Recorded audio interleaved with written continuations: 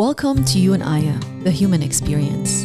I'm your host, Aya, and I will be taking you on a journey of self-discovery through personal experiences. This podcast was created in hopes to give you a fresh perspective on life and to expand your beliefs that no matter what, you are in charge of your own life and your own success. I have already explained to you why this podcast is coming to life. What triggered my search for the human experience?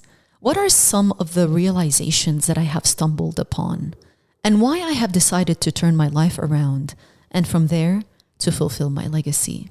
Losing someone I love so much was the biggest slap in the face. It was the hardest and most painful thing I had to endure by far. Obviously, you know that death exists. You've known about it as a kid while growing up. You've seen it in movies. You've heard about it from other people. You've seen it on the news. It is as real as life. And yet, you don't realize how intense it is, unless you have already experienced it. But if you haven't, you will never understand how that changes you as a person, nor will you understand the heartbreak of losing someone so dear to you until it happens to you. The reason I'm mentioning this is because nobody prepares you for it. Nobody tells you how to cope with it. Nobody truly understands where we go when we die. And nobody wants to talk about a topic this sensitive.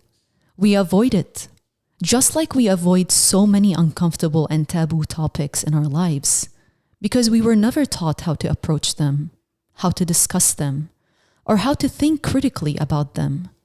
So, take a moment and ask yourself, what was I taught as a child? What were the definitions of love, family, society, death, money, and religion that were given to me? What was I allowed to express? What was I encouraged to conceal? How broad was my self-expression? Why was I disregarded about feeling or questioning X, Y, or Z? And how did all these factors shape who I am as a person today? Let us go back to basics. Let us rewind and paint a bigger picture to why you and I find it so hard and so out of reach to fulfill our legacy. Why is it hard for us to pinpoint what is missing or what is drastically weighing us down? It all stems back to our upbringing.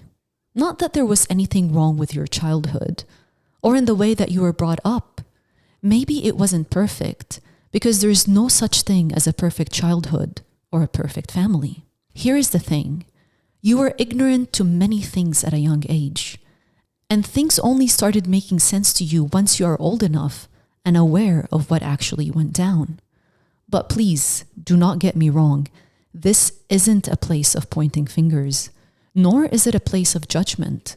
I'm simply saying this to tell you that our parents were just doing the best they could, what they knew at that time, and what they thought was best for us. You and I have parents that had parents before that, and all they did was to pass down the definition of parenthood and other life skills along to you. They gave you what they were given. They comforted you the way they were comforted. They treated you how they were treated and provided you how they were provided for, or maybe did the exact opposite. In short, our parents and their parents before them were victims of imitation, habits, and circumstances. And yes, you and I are in that cycle as well. I'm using the word victim to show you that we do become victims of our present because of our past and what has been passed down to us and what has been engraved in us. But this doesn't mean that you get to play the victim, which again brings us back to being in charge of your own life and paving the path to your legacy. The issue with these imitations and habits is that while we move through time, we tend to forget to tweak and adjust them accordingly. Again, back to the human experience I talked about, back to the diet example I mentioned in the first chapter, back to how we are experiencing the same intense emotions, but from different perspective. And this is one of the reasons why we feel that we cannot relate to one another or be heard. Back to the one thing cannot and will not work for everyone. Why? Because we are a product of our surroundings. The parent forgets that you are a child that might need A, B, and C, and instead they give you X, Y, and Z, which is completely opposite of what they know and completely opposite of what you need. But they gave it to you anyways because that is all they knew. It is your time to break the cycle. We have customs and traditions, and it always makes me think about it this way. If we are accustomed to something that isn't right, why do we still do it? And if we have bad habits and traditions that no longer suit us, why do we still engage in them? Isn't that the whole point of being human? To evolve? To find better ways for our future? Why do we better technologies and other things around us, yet not better the basics and the essentials for you and I, ourselves, as individuals? But why would you question any of this? This is life, right? You do this because that's how it is always done. You do that because this is what everyone is doing. You believe things because you shouldn't question them. You act like this because you think it's who you are. You react to specific incidents because this is what you're used to. I am here to tell you, no, it isn't who you are. It is who you have been molded to be by your caregivers, your culture, your surroundings, the media, society, and the system. I don't know why when I use the word molded, the first thing that pops in my mind is this video I once watched. It was a video about a square watermelon.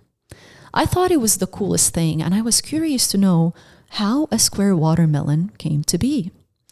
As I watched, it was amusing to me how the gardener used a square metal mold and placed it around the growing stem of the watermelon. And he screwed it shut so that when the watermelon grows, it automatically fills the square shape. Then I became more curious and decided to research about it and why they did it and who came up with that idea.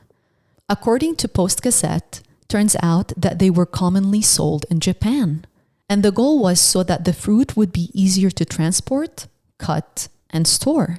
Yet, as a result of being grown in a square mold, the watermelons are unable to reach full maturity.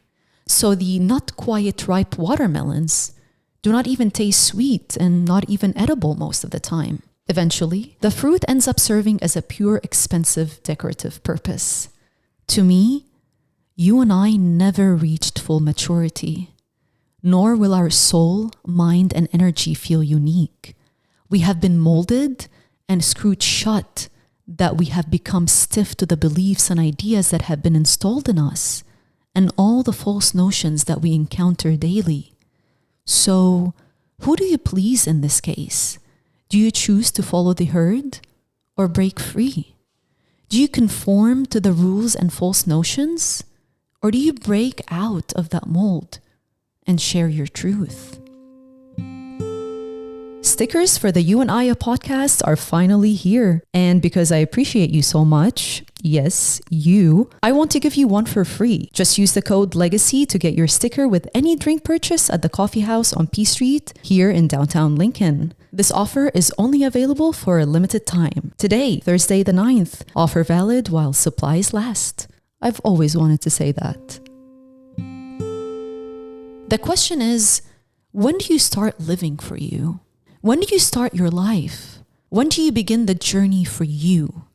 How do you get awakened? How do you realize that you have the choice to crumble down what society has constructed for you and start reconstructing and rebuilding your own? How do you start thinking outside the mold? How do you break it? What is the pivot point for you? What is the dissatisfaction that keeps surfacing to you? Think of it in terms of you cannot adjust something for the better without having a vision. And you cannot fix something without knowing the cause. There will either be a voice telling you what it is or a feeling in your gut. And if neither are present, then you simply need to start exploring who you are by doing things that you have always wanted to do, but never had the guts to pursue them or simply made excuses for. It could be as simple as learning a new language, traveling alone, learning a new sport, writing poetry, practicing public speaking, practicing ways to stand up for yourself, practicing setting boundaries, standing up for what you believe in, even though it might cause you to lose close people, reading books, surrounding yourself with people that bring things to the table that are different than what you are used to, initiate a new friendship, take a job that you aren't fully prepared for, do the things that make you feel like you might never succeed. Go out and fail. This is when you know what you want. It is when you fail. Failure grows you in a sense that it gives you a new perspective of how much you might love or hate that thing you failed at while trying it, and that you either need to work harder to go after it, or that you don't like it and that you need to go after something different. The list I've mentioned above might sound a bit shallow or small, yet you must understand that it's by doing these small acts for yourself you will end up discovering pieces of who you are and what you like and dislike. Call them experiences. To me, there aren't good or bad experiences. An experience is an experience because you experience something within yourself that teaches you something about who you are. You learn, you discover, and you start understanding yourself. Make these experiences happen and then reflect on them. Give yourself that time. Start collecting these pieces by exploration. Doing things you like will connect you with people that have a similar vision, an interest that might lead you to an adventure that you've always dreamt of. They might end up teaching you something about yourself. So, what is standing in the way? Let's jump back to my favorite topic, social media. In every chapter, I will mention something about social media.